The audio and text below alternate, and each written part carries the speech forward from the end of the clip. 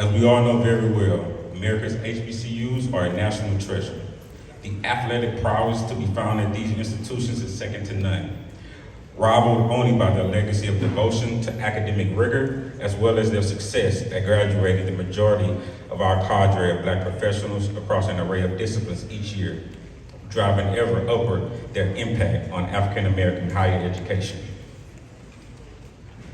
I've done a great deal of work myself in service to our HBCUs, having developed and implemented Toyota's HBCU media strategy, which makes real our company's commitment to maintaining a relevant, authentic, and consistent presence within the HBCU community. Again, these important cultural institutions play a critical role in society, and as a leading advocate for education and community development, Toyota takes seriously our promise to open doors, to lift up educational opportunities, exist as a channel of high-level scholarship, mentorship, and excellence for young people. This event this weekend is singular in the ways that it highlights the prowess of HBCU football, while at the same time celebrating its students, alums, culture, and excellence and achievement. Toyota once again is proud and humbled to be returning as the sponsor of the third annual HBCU New York Classic, and we extend to you our heartfelt thanks for being here. Enjoy the weekend, and we hope to see you again in 2025. Thank you.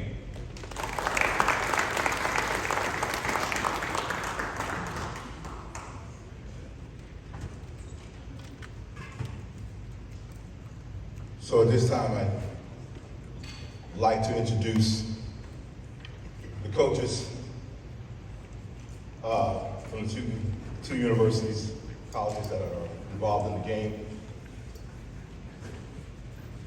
Coach Larry Scott from Howard University and Coach Terrence Mathis from Morehouse College.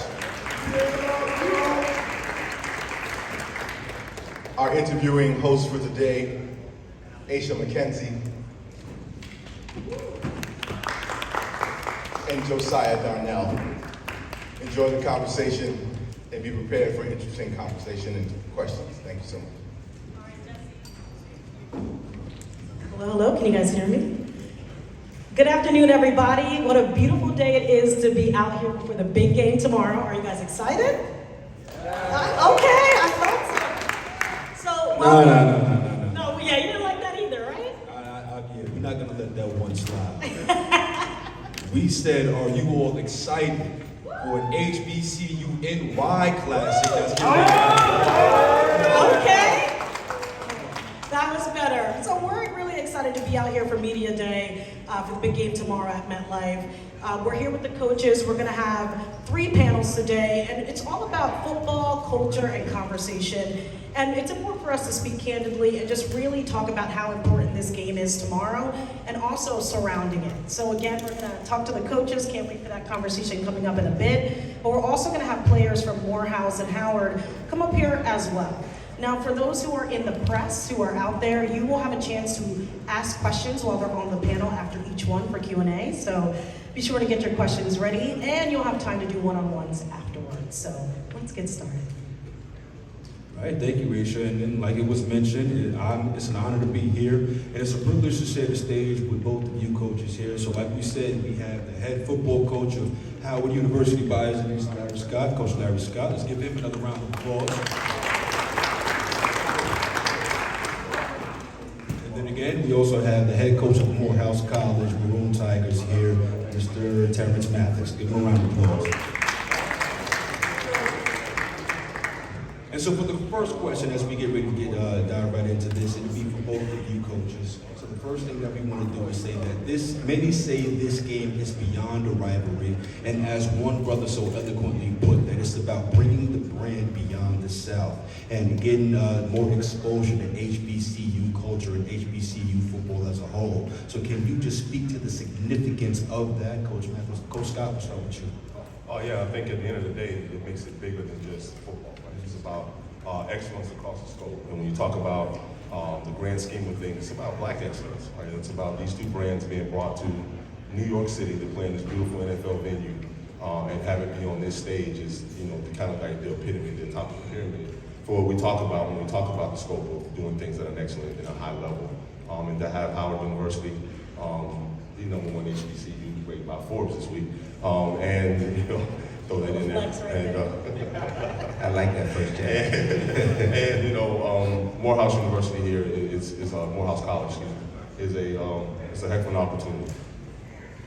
All right, and Coach Matthews, same thing for you.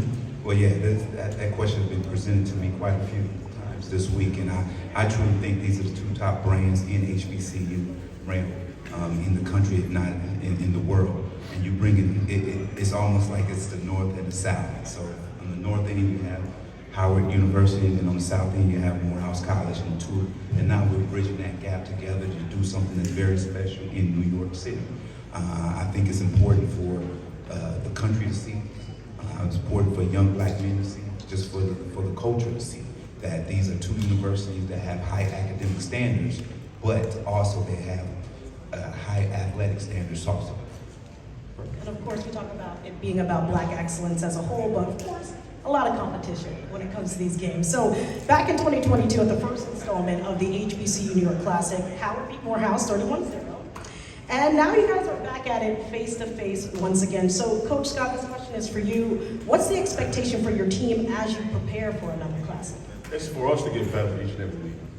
We talk about the process and the season being a long one with, 12 games. And you play 12 and hopes to get to 13, which for us is the absolute standard that we're starting to do things by. And that standard of excellence goes all the way back to January when we start, right? So it's January, it's February, it's March, it's April, it's May, it's June, it's the summer months. And then you get into the season. We have a 4-quarter program that we do everything by. And the excellence stretches across just bigger than football, right? It's the emotional state of these young men, the academic state, who they are, and the men that they're becoming. So we talk about competitive excellence and winning across the board. And on a week-by-week basis, the only way that you can do that is to be process-driven. And through our process, it's just to get better in each and every one of those phases on a weekly basis. Can we do it better? Can Tuesday be better than the previous Tuesday? Will the previous game be better than, this game be better than the previous game? So it's about that inch by inch, day by day process of getting better. And so to have another opportunity to be here on this stage, we want to be better than we were the last time. 2 years ago, we want to be better than we were last week. And if we're doing that and making that continual, we're at that continual climb and getting better each and every week, we're always going to put ourselves in a position to be successful. All right, just keep growing every time. So Coach Mathis, for you, the program isn't new to the HBCU NY Classic, but for you, is third time the charm under your leadership with this team? Well, each and every day we talk about being great, and great in everything that you do. We always talk about the process of waking up, getting yourself ready for classes or whatever you do. Be great in the classroom, be great on campus, everything that you do, and then it will all come together on game day. We always talk about the process, the purposes of what you do. What is your purpose? Are you accomplishing that purpose each day? And we don't try to talk about the past as much. Of course, we had a slow start. We're 0-2 right now, and we struggle a little bit, but we don't talk about that. We talk about the present right now and where we're trying to build for the future. So for us, and honestly, you asked the question. Honestly, we didn't come up here just to say Morehouse played in the Classic. We come up here to be competitive and hopefully shock the world. And at the end of the day, and it's nothing against Howard University, because it's a great program, and we know we're swimming upstream with a weight vest on right now. But at the end of the day, we want to be competitive, and here's a chance for us to play against a Division I opponent that is a really good football program to measure ourselves up to. So at the end of the day, we came up here to play football, and we came up here to play at our best. Love to hear that. The process and competition, right? That's something that you'll hear repetitively in the game of football, and it is also, in my opinion, a sport that rewards hard work, and you'll see the fruits of your labor as you get through it. And so for you, Coach Mathis, you were able to get to the highest levels of this game when you were drafted by the Jets in 1990. So for you, what does it mean to have your players competing on the field of the team that you will once play for? It's funny because as we drive up to the stadium whatsoever, I'm shaking my leg, and it's like when I was a rookie all over again coming into the stadium. I'm thinking I'm getting ready to play. And then as you get off the bus and walk in, you can smell and feel the atmosphere that I felt the 4 years that I played here in New York.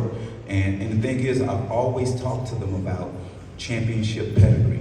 And and talk to them about being a professional. And we're not even talking about being a professional football player, just being a professional. My job and my coaching staff job is teach them the best things that we can teach them to prepare them when they leave the gates of Morehouse College to be a professional, because we want each and every one of them to be a professional. So with all the resources that I have, everything that I've learned through my journey, it's pretty funny because I tell them all the time, this is whatever you've been through, whatever you're going through, whatever you're thinking about doing, I've probably done it. and there's nothing, come to me. So I have an open door policy. They come in, we talk about everything, because at some point I've probably already done it or experienced it or whatsoever. Right, gotcha. Just to follow up with that real quick, right? With you being able to play in the NFL, how does that influence your coaching philosophy and some of the lessons that you instill within your players? Well, the thing is for me is I try to, where I had the most success was in my professional life. And that's all pretty much what I know. So I try to bring that same professionalism to them, the way we go about our business, the way we practice, the way we travel, the way we eat, the way we dress. And sometimes, as you see on the back of their shirts, it says uncommon. What we're doing is uncommon. And sometimes when things are uncommon, it's not understanding. And then when you do things differently, when you disturb the ordinary, things get upset. But we're at a point now that we want to be different. People always talking to me about changing the culture. We're not about changing the culture. We're about changing the atmosphere. Because in an atmosphere, if there's not rain and sunshine, the grass can't grow. So in our program, if we don't allow professionalism and people to involve themselves in our program to help us grow, we can't change the atmosphere. Culture is a culture that sits there, and this is what we are, this is what we do, and there's no change. There's more people that come in and people that go out, but in the atmosphere, you pick flowers and then more grows, and that's who we are as a program. Beautifully said. I can only imagine the pep talks you give in the locker room. I love that. I love that. So, Coach Scott, next question is for you. You know what it takes to win, right? So, you have been the head football coach at Howard now since 2020. And that short time, you have led the Bison to a second Mid-Eastern Athletic Conference and to the Cricket Bowl. And the first time winning since 1993, I believe, if I read that correctly. And the Bison, according to the MEAC poll, are predicted to win second in the conference this season. So with hearing all that, knowing what you have done for your team, how does that poll and last year's win drive you as head coach for tomorrow's big game and just throughout the entire season for your team? Honestly, absolutely nothing. To Coach's point, right, it's about the past. And our business is what have you done for me lately? And at the end of the day, last year's team was last year's team. This year's team takes on a new whole life of itself, and it started back in January in the spring ball. And you sit down and you take a look at the program top to bottom, whether that's staff, whether that's the way that we eat, the way that we train, the things that we wear, how we do everything. Because how you do one thing is how you do everything. And at the end of the day, if you don't take a long, hard look at where you really are and reflect, you don't grow. To Coach's point, I think it's about continuous growth. And so last year's team was last year's team, and that's some of the things we've been talking about with our guys right now, because at the end of the day, that team was a championship team. That team played in the Cricket Celebration Bowl. What is this team all about? What is this team going to do? And so we do that on so many different, in so many different areas too, right? Last year we had 43, guys make the academic, conference team. And so in that, that was one of the things that we were most proud of too as well. And at Howard, it's about multiple things being true at the same time, right? We can be excellent in the classroom and across the scope of what we're doing in our Howard community, but we also can be excellent on the football field. And those two things reign synonymous together. And as you do those things, it becomes part of your DNA, right? That's who you are. You are a winner. And in everything that you have a chance to touch and compete in, you do it to the very best of your ability, day in and day out. So this team right now is in the middle of kind of finding out who we are. We played well in spurts, we played well at times, and there's times where we haven't. And those things start in practice, and it starts in our mental and everyday approach towards what we do. And that's in the classroom. If we ask you to weigh, make sure you weigh. If you're supposed to eat and hydrate, make sure you're eating, make sure you're hydrated. If you're supposed to be in treatment at a certain time, be in treatment at a certain time, at that time. If you're supposed to be in meetings dressed the right way, be there, dressed the right way, with notes out, ready to get better each and every time. So it's like that continuous day-by-day approach towards getting better, and this team is in the middle of finding that out. And it's going to be fun to watch to see the growth from last week to this week. And so that's the part of it. We leave the past in the past. This team has got to look in the mirror and reflect each week on who we want to be this year and get better. Keep our eyes on the future for that. Thank you, Coach Scott. Absolutely. So, Coach Scott, we're going to stay with you. Success and excellence, right? And for you, when you start to do those things, especially when you're chasing these MEAC titles and when you're starting to gain recognition on a high stage, that means that something is being done right. And despite the players leaving, you still have a good group of players that are returning, even though this is a different team. So with them returning and the success and the process being done right, you start to get noticed, and for your players, 5 of them are being noticed, and they are on the watch list of the 2024 Black College Football Player of the Year. So for you, what does it mean for you to have so many players listed on something significant as that? It's all great, right? At the end of the day, you want these young men to have success. That's what it's all about, success in all areas of their life that they choose to compete in. They choose to want to be competitive in. And so to have guys be recognized is amazing. That's why, that's a part of why you do it, but it's a team first concept, right? Together, everybody achieves more. And the reason why they're having those individual accolades is because the team, the program, the organization is doing well. I got to tip my hat to our coaches, our assistant coaches that do a phenomenal job of development. What we talk about at Howard is we don't have the huge NIL budgets, and we don't have the fancy buildings and all of those things, but I know if you take a 25-pound bumper plate, you press it 25 times, it's going to do the same thing that the 25-pound bumper plate does for you at the University of Alabama, right? The ham sandwich is a ham sandwich, and, a glass of milk is a glass of milk, period, in the story. So the commitment that our coaches pour into these young men on a daily basis, their approach, their mindset is we have a development mindset. We're going to out-develop all of our competitors on a daily basis. Is it hard to do? Hell yeah, it's hard to do. But these young men deserve that. They deserve us being the men that we are every day and pouring into them the best way that we can. So at the end of the day, we're doing that, and that starts with coaches. That starts with the adults. I always say, kids and young men are not going to be the ones that confuse and mess up winning. It's the adult people that are charged with doing that around them. The support systems, all of the things that you have a job to do to help these young people be successful. Because if it's not for them, none of us have jobs. None of us do what we get a chance to do and are blessed to do on a daily basis. So it's about them. It's about our coaches. It's about the people. It's about our administration, our AD and his staff, and those people that are around to support these young people be successful. So at the end of the day, that's what it is. And with that, starting at the root of being adults, these accolades come to these young people who buy into what we do and what we serve them every day to get better. So they're deserving of it, but it starts with a team-first approach, and it starts with the people that are charged to make sure we put them in position to have that success on a daily basis. Very well said. Thank you, Coach. And Coach Mathis, as we get towards the end here, what a privilege it is for your team to learn under somebody who is made it to the top, like you said, but also someone who's an encourager. I knew that about you in the 5 seconds that I met you over there. When they announced that you were becoming head coach for Morehouse, the athletic director is quoted saying this is a season of change and enhancement for your team and for Morehouse football. So my 2 questions for you is, what change are you looking to see and you're hoping that people see in your team this season? And also, is there a chance that Morehouse is stepping up to you? I slipped that in there. Snuck that one in real quick. Well, I think the change is this: is that these young men, they play for each other. They'll run through fire for each other. They won't quit no matter what the score is in the game, and they truly love each other. And we talk about loving each other and trusting each other whatsoever. And piggyback with what Coach said, the support that you get around you helps to cultivate that atmosphere to make it successful from the AD office all the way down, even through your coaching staff whatsoever. Everyone has to speak the same language, ride in the same lane at the same speed at the same time for this thing to be successful. If anyone gets outside of that lane, then we always talk about being one body.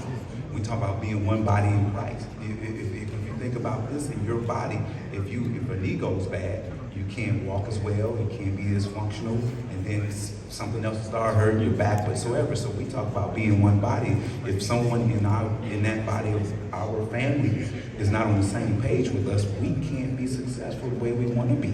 So we always talk about everybody being on the same page, speaking the same language, and riding the same lane at the same time. And yes, there's been talk about moving up, and we're preparing ourselves for that. If that is the future of this program, we're gonna get there, and that was my job, is to make this program better for the future. So if that's to be, I think we'd be ready to do that. Excited for that if it happens. Thank you. All right, we're going to open up to Q&A. Does anybody out there have any questions for the coaches?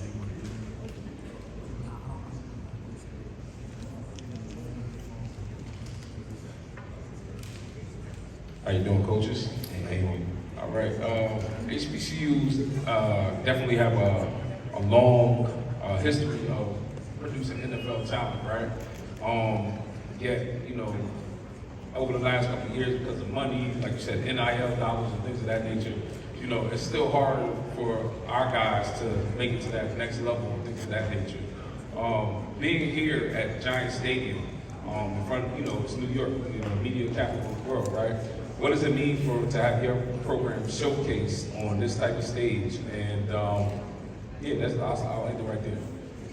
Yeah, I think we have to dismiss this idea that you can't be what you want to be because you go to an HBCU and play football or be in athletics at all. I mean, a lot of that is predicated on how we speak things, right? We speak life into things that you want to speak life into. When I first got to Howard, I walked in the room and I said, there's going to be a day where we're scouts at practice, there's people around here, we're winning championships and we're producing pros. And when I say pros, just because you go to the NFL is not the only pro that you can be, right? You can be a pro in the classroom, you can be a pro in the courtroom, you can be a pro in the surgery room. So at the end of the day, you can do anything that you set your mind to do and be a pro. But at the end of the day, you look at what we've been able to accomplish. We have guys on NFL rosters right now. It may not be the drafted or on Sunday, but the way that most people predicate you get in there. As long as you get there, because it's about the opportunity. The blessing is in the opportunity. It's not just the moment.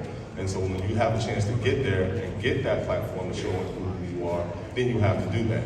And we have two young men, one just signed again this week, that are on NFL rosters right now. So those things are happening and can happen and will continue to happen, especially at Howard, because that is the mission and the absolute goal. On this end, we try to expose them to professional atmospheres. We went up to the Falcons training camp this summer. We're going to have an opportunity to do a little walkthrough at the Jets facility a little bit later today. So we try to expose them to things that can be. And I'm all about vision. You know, everyone can see, but everybody don't have vision.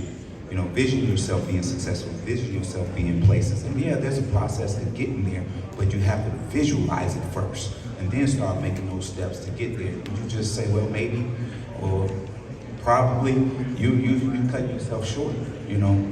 Speak it, speak life. We always talk about speaking life into each other. We always say, let's speak life into each other where we can all be successful. And I truly think, you know, playing for a long time, we have some guys on this roster that I think can play on Sunday.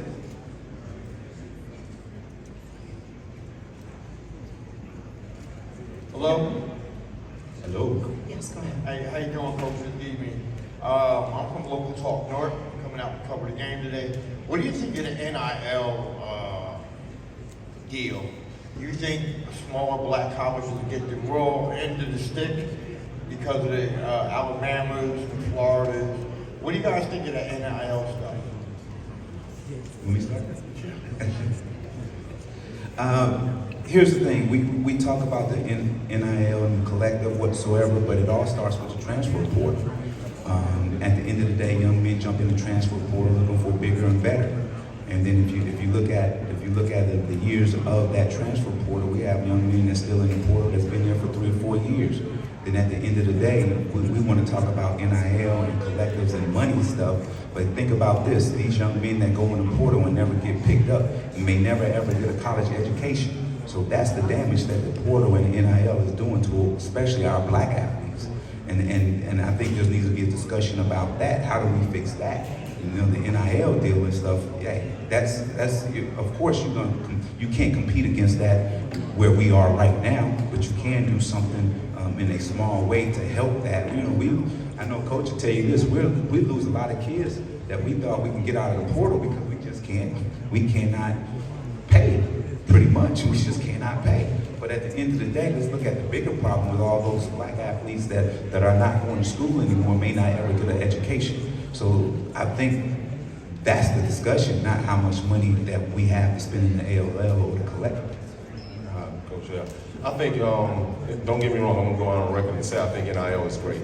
I think it's great, but it all depends on how it's used, right? And what it's meant to value or devalue. At the end of the day, a degree from Howard University places way more NIL on you in your life and what opportunities and networks that you'll get a chance to be a part of and walk in than anything else, than a $10,000 payment, than a $75,000 payment that lasts for a year or 2 years, with a Howard degree lasts forever, and it's like fine wine. All it does is continue to open doors and open networks and continue to pour back into you what you gave to it. So at the end of the day, it's where do you place that value, right? If you place that value in all the important places and all the important things that's going to help you become the man, the father, the husband, and all of those things that you want to be one day, the value is going to add up.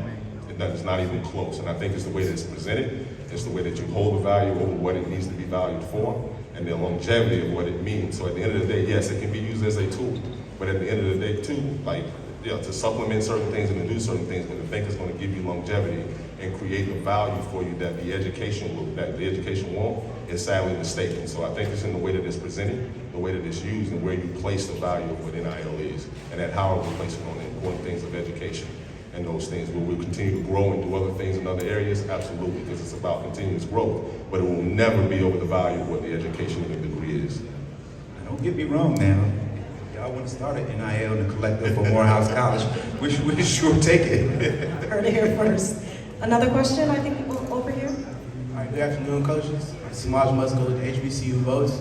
Over the past couple of years, we've seen HBCUs, particular HBCU sports, gain new support and new coverage in media. But we know we still have a long way to go. So where do you see not only the future of your programs going, but HBCU sports as a whole? Well, as you said, there's a lot of media outlets right now, and everybody's vying for that HBCU network or HBCU content. And sometimes you got to be very careful who you connect yourself with, because it can hurt HBCUs. So, at the end of the day, I truly think it's a great thing that all the attention we're getting at this moment. But at the same time, I truly think that it could be bigger. I think it could be really, really bigger. It's just that you got to understand that HBCU, especially in football, there's some great talent. And we got to find a way to market it more. I'm not saying better, because we've been doing a good job at it, but more. And then, like for myself and others that have played at that level, at the professional level, need to call their friends that's coaching now and says, hey, come check us out, look and see what we have. And then once those professional eyes get on you, then the media starts saying, oh, there's something there. So that's something that I've been trying to do, especially for my college. But if it works for my college, it's gonna work for every HBCU. A great point, Coach. I think if you look at one thing about history repeats itself. And if you go back in the day, some of the best NFL football players came from HBCUs, Walter Payton, Jerry Rice of the world. And I think with NIL and what you see happening with the transfer portal, you're starting to see some of that talent now find itself in an HBCU. You look at the FCS level, which is Division I. Now you're having young black men look at am I going to go to Tennessee Tech or am I going to go to Howard University? And a lot of them are choosing Howard University because of the Power Four and all those schools just running the mill within the Power Four, and just choosing guys that are going to the transfer portal that have transferred 3 or 4 times from whether it be New Mexico State to Texas Tech or whatever, and finding themselves racing through 3 schools.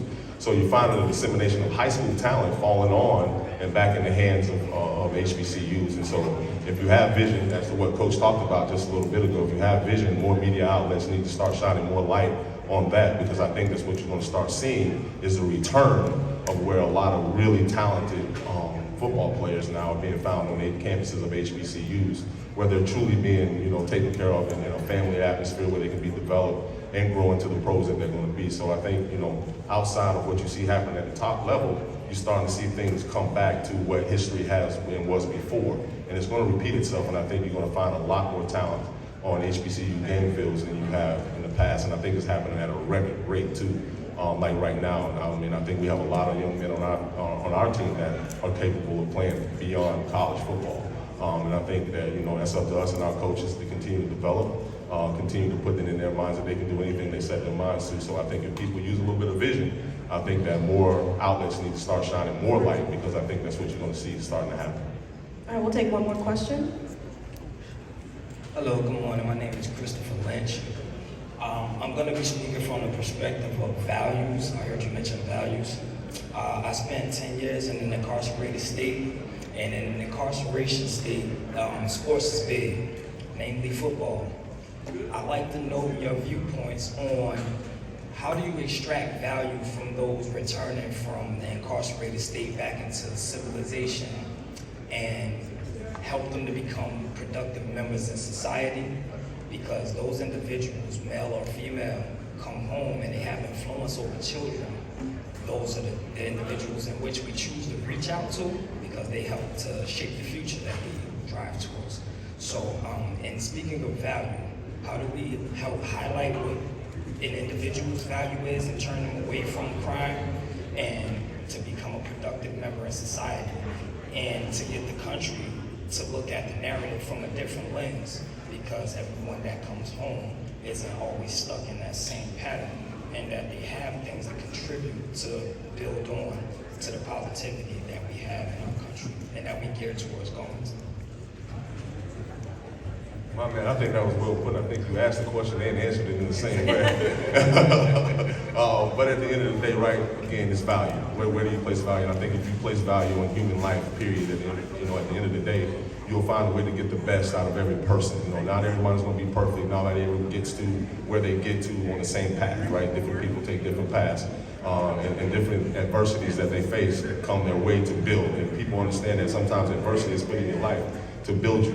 We talk about that as a team too, be able to face adversity head on and be willing to grow from it and take what you need to take from that, whatever path that you were led on, and take the good pieces of it, right? Take all the stuff, put it in a blender, blend out the bad stuff, and keep the good stuff and keep moving. And then that good stuff will shine and come out of you when you're around other people.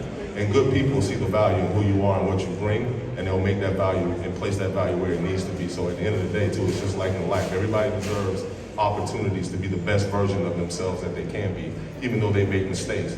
And as long as they're learning from those mistakes and growing through those mistakes, I think that everybody will see that and help you be and do all the things that you want to do. So that's where you place value, is just in human life.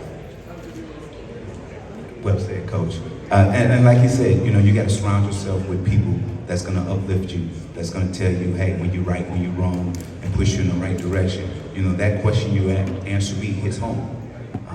A lot of people don't know my background as much as they think they know, but I understand. It all comes with when you come out of the system, it's about love and support and organization and all those things. At the end of the day, you can't feel like everyone's against you and everyone's looking down upon you because you've been somewhere. The only difference between you and the rest of us in here is it happened to you. It could have happened to any one of us. And so, you can't never look down upon someone that has been through something. You got to lift them up.